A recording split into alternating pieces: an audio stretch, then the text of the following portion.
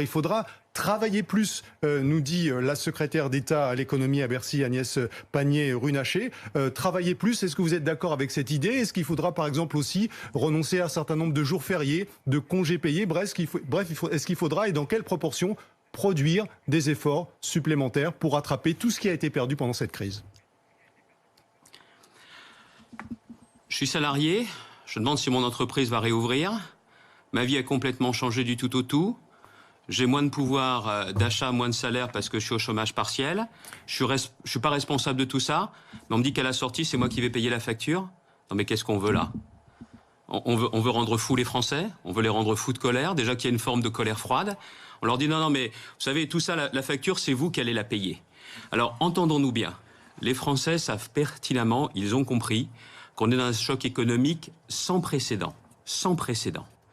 Que la question qui se pose, c'est de savoir combien de nos entreprises vont pouvoir résister à tout cela.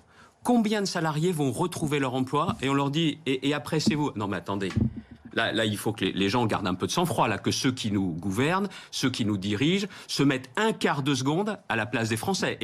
Et des catégories moyennes et des catégories populaires. Et puis je vais vous dire un truc, c'est que si à la sortie de cette crise, la réponse c'est l'autorité, mais ils n'ont rien compris l'austérité, ils n'ont rien compris du tout.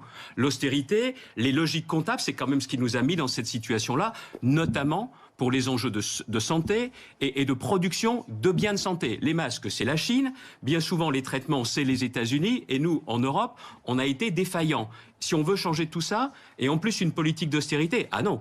Là, moi, je vous le dis très clairement, et d'ailleurs, je ne suis pas là seulement pour dire il faut. Par exemple, dans la région, tout ce qui touchait au pouvoir d'achat des habitants de la région, on avait mis en place des aides au transport, des aides à la garde d'enfants. Les gens ne font plus garder leurs enfants. J'ai décidé de maintenir ces aides pour ne pas pénaliser le pouvoir d'achat.